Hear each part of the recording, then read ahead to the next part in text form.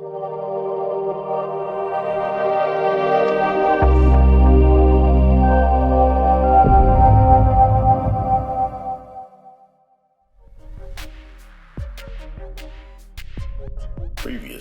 on Life's Poetic. What Julie said, man? So you admit to moving? Look, man, you done caught me with the damn dope, all right?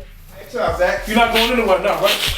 That's the last time you gonna put with my sister, all right? Any Negro that doesn't bring sand to a beach builds his castle when he gets there and knocks it down before he leaves ain't nothing but a cheating dog. Something's been going on. You know, just go ahead and spill it, right?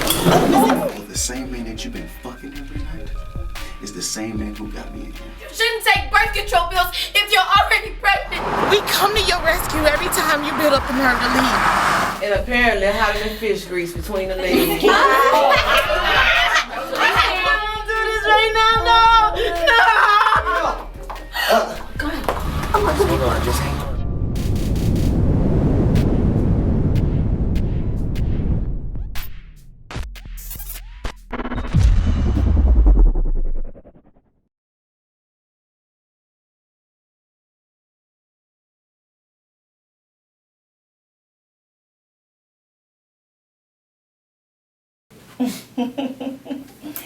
Yes, you know I like it when you call me that.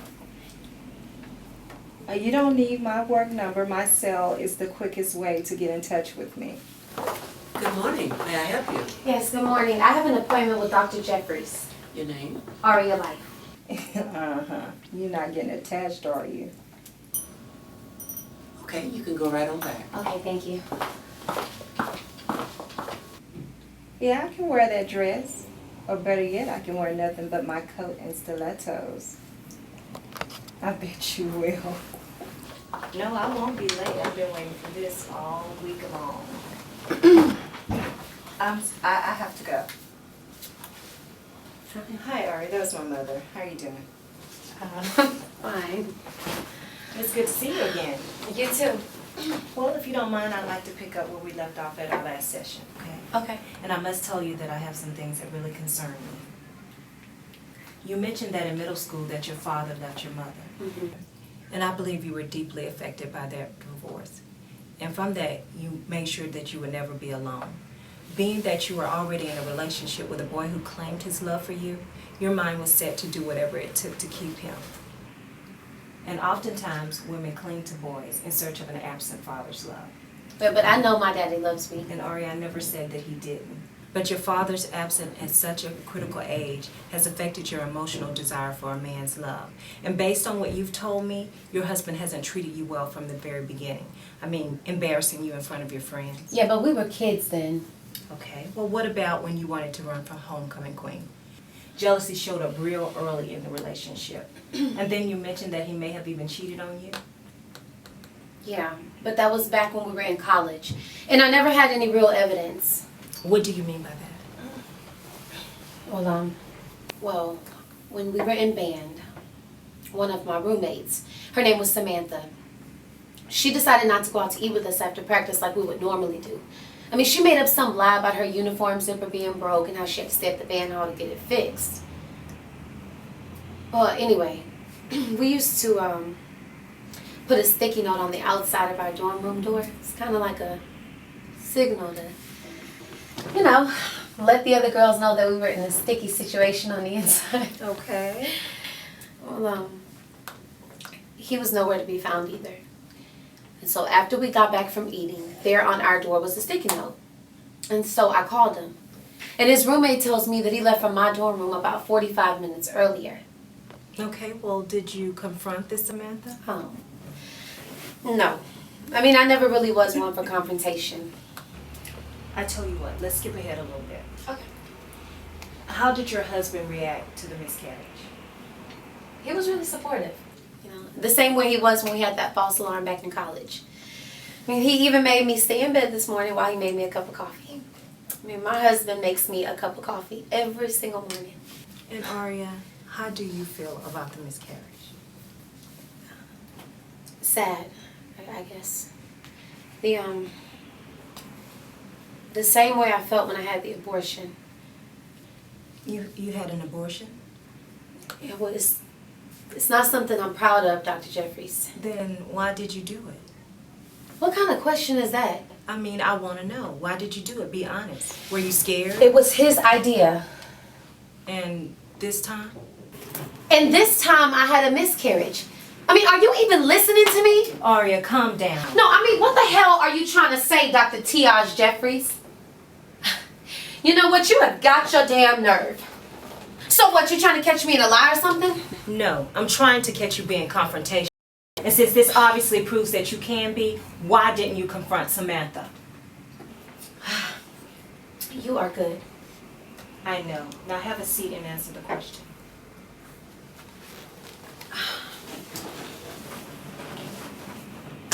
I don't know. Ariyah, there's a strong and desperate love inside of you. You're holding on to these issues of your parents' divorce and you blame your mother. Instead of evaluating the situation fully and taking it as face value. From this, you've subconsciously dedicated your life to making something work, despite the fact that you're being abused. Oh,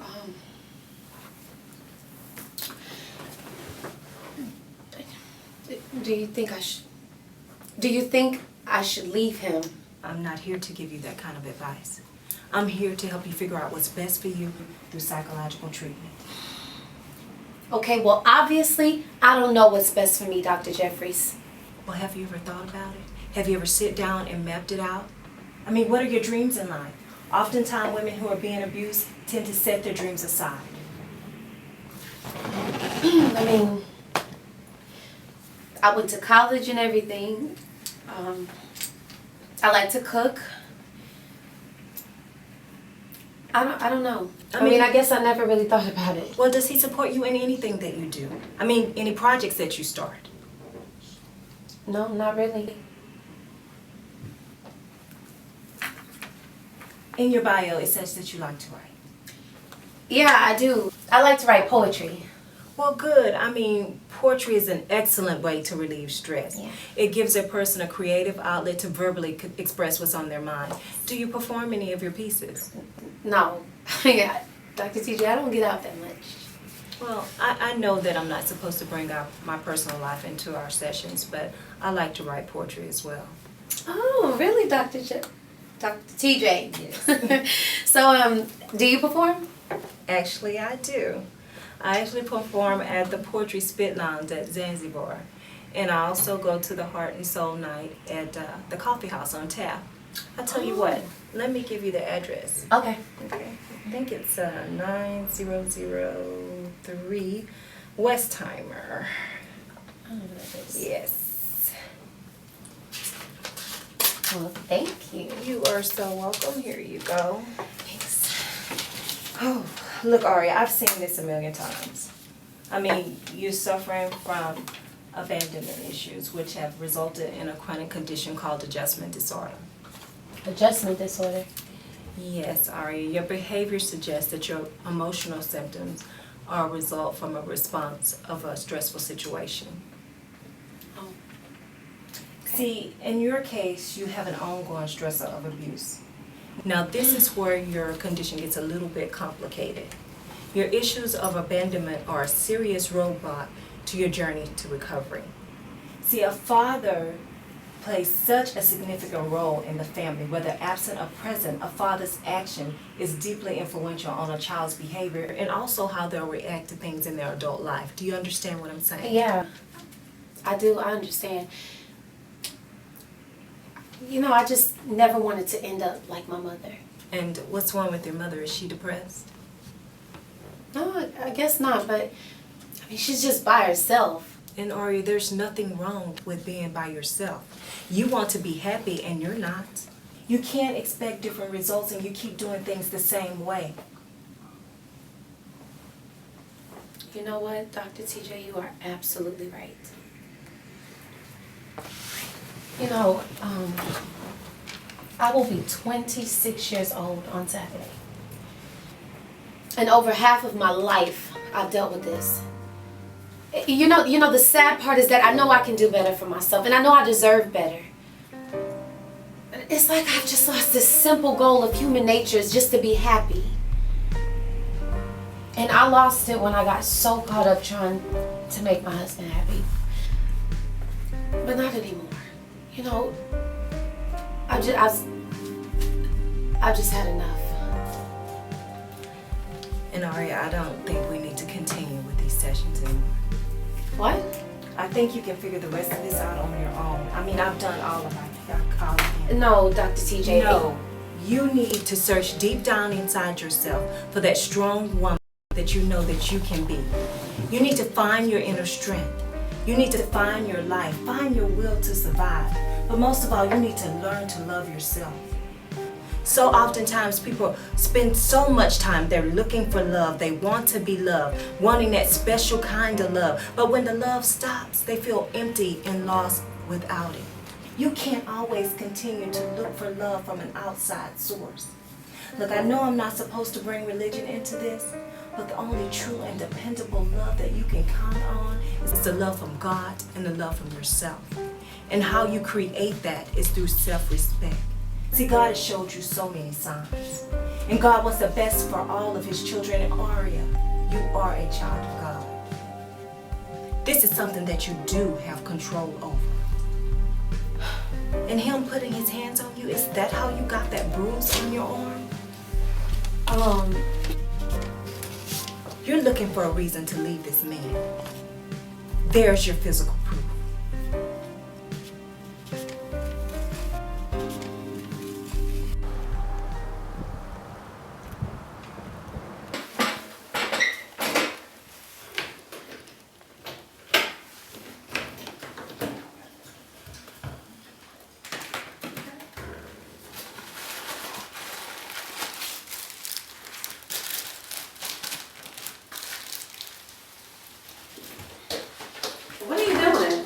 What it look like I'm doing? I'm changing the filter. Yeah, you keep it so dusty and it won't clean up. Shit. Okay.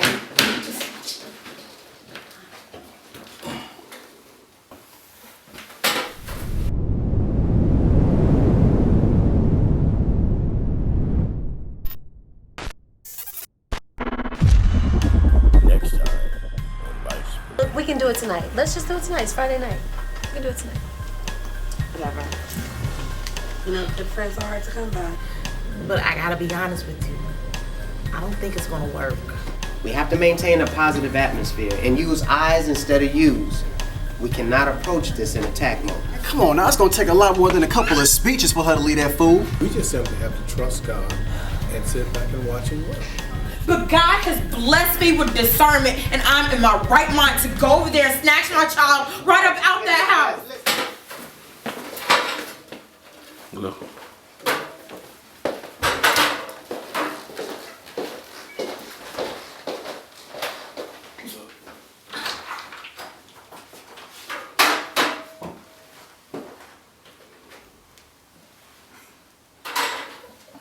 You didn't even break down the flat pattern. Come back in here and get on the ass for sneaking up on you.